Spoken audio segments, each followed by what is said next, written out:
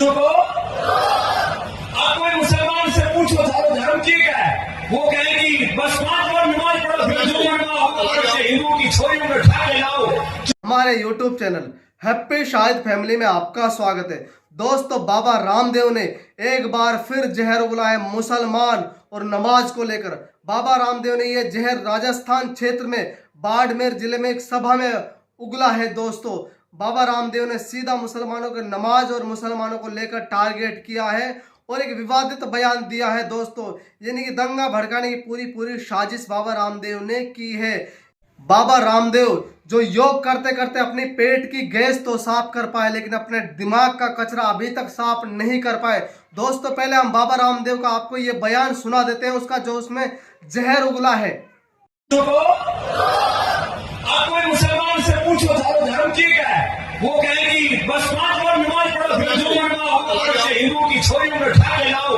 जो भी पाप करने करो, वो इस्लाम का मतलब नमाज समझते हैं। घने पाप करते हैं हमारे मुल्क से मुस्लिम भाई, लेकिन नमाज जरूर पढ़ेंगे बेटा, क्योंकि उनको यही सिखाया कि बस नमाज पढ़ो, बाकी जो करना है करो। आतंकवादी बन गए घने, बाकी और जितने भी अपराधी घने बन गए, नमाज जरूर पढ़नी, बस इतना ही सिखा, नमाज पढ़ो, जो मरना वो करो। ऐसा नहीं होता। नहीं बाबा रामदेव, हम आपको आज बता देते हैं कि मुसलमान कैसे होते हैं। आपने वीर अब्दुल हमीद का नाम सुना है, जिन्होंने सन 1965 की लड़ाई में पाकिस्तान से लोहा लेते हुए उनको टैंकों को खत्म कर दिया। क्या उनके माँ बाप ने भी यही सिखाया था कि आप 5 टाइम की नमाज पढ़िए और फिर हिंदुओं की लड़कियों को उठाइए? नहीं, ये नहीं सिखाया था। ये सिखाया था कि बल्कि हिंदुओं की बहन बेटी और देश की रक्षा कीजिए। देश पहले आता है, देश की आन बान शान के लिए अपने प्राणों को त्याग दीजिए। क्या बाबा रामदेव, आपने अब्दुल कलाम आजाद का नाम सुना है, जिन्होंने देश की रक्षा और देश की सुरक्षा के लिए इतनी सारी मिसाइलें बनाई कि आज अब्दुल कलाम को मिसाइल मैन के नाम से जाना जाता है। क्या उसके माँ बाप ने यही सिखाया था कि आप 5 टाइम की नमाज पढ़िए और फिर हिंदुओं की बहन बेटियों को उठाइए? नहीं, यह सिखाया था कि अपनी देश की रक्षा के लिए अपना सारा तन मन धन सब समर्पित कर दीजिए। बाबा रामदेव, क्या आपने बहादुर शाह जफर का नाम सुना है? अशफाक उल्ला खान का नाम सुना है? आपने बिस्मिल्लाह खान का नाम सुना है? आप डॉक्टर सैयद महमूद को जानते हैं? क्या आप बेगम हजरत महल को जानते हैं? बाबा रामदेव, क्या आप वीर हसन खां मेवाती को जानते हो, जिन्होंने हिंदू राज्यों को बचाव के लिए अपने 12,000 मेवातियों के साथ शहादत दी थी खानवा के मैदान में? बाबा रामदेव, आपकी जो सोच है वो सोच बहुत नकारात्मक सोच है। बाबा रामदेव, जाकर इतिहास पढ़िए। अगर क्या रामदेव बाबा, आप रफ़ी अहमद किदवई को जानते हैं? अगर इन सब लोगों ने ये किया होता तो आज भारत देश को उठाने के लिए इन्होंने अपना तन मन धन सब कुछ क्यों त्याग दिया था? अब हम आपके ही जमात के कुछ लोगों को बाबा रामदेव बता देते हैं। क्या आप आशाराम बाबा को जानते हो, जो अपने ही आश्रम में हिंदू माता बहनों को बुलाकर उनके साथ बलात्कार करते हैं, अपने शिष्यों के साथ बलात्कार करते हैं? क्या आप इनको जानते हो? क्या आप बाबा राम रहीम को जानते हो, जो इतना बड़े आश्रम में, बहुत बड़ा आश्रम था जिनके बहुत ज़्यादा फॉलोअर्स थे, जो अपनी ही बहन बेटियों के साथ बलात्कार करते हुए घूमते हैं? क्या आप इनको जानते हो? इनको सिखाओगे कि इन्होंने हिंदू माता बहनों के साथ ये बलात्कार क्यों किया था?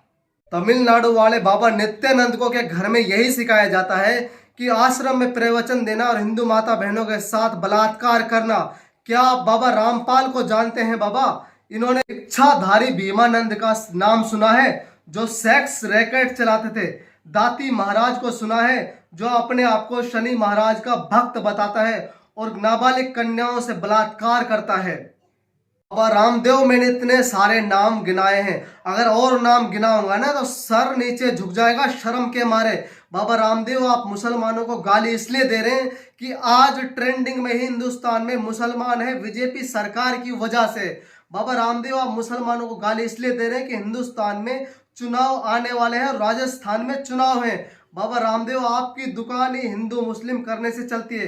क्या आपकी दुकान का सामान जो आप मंजन बेचते हो, उस मंजन को हिंदू और मुसलमान दोनों नहीं खरीदते हैं? बाबा रामदेव, आपकी बातों से तो लगता है कि आम आदमी और आम हिंदू तो यही सोचता होगा कि जो बाबा रामदेव कह रहा है वो सही कह रहा है, कि यह नहीं सोचा होगा कि मुसलमानों ने हिंदुओं के लिए क्या क्या किया था। आप जानते हो, आप मुसलमानों की इतनी बड़ी कुर्बानी हिंदुओं के लिए दी थी।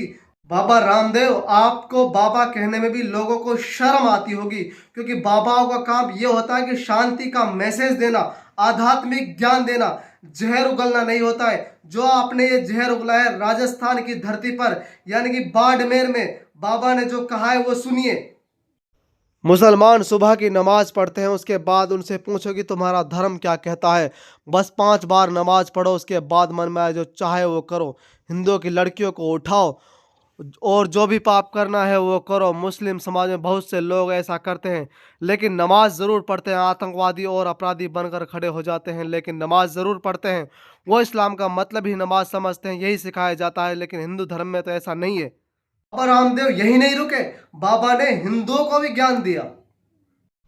सनातन धर्म का एजेंडा है सुबह ब्रह्म मुहूर्त में उठो, उठकर भगवान का नाम लो, उसके बाद योग करो, अपने आराध्य की पूजा करके अच्छा कार्य करो और अच्छा कर्म करो।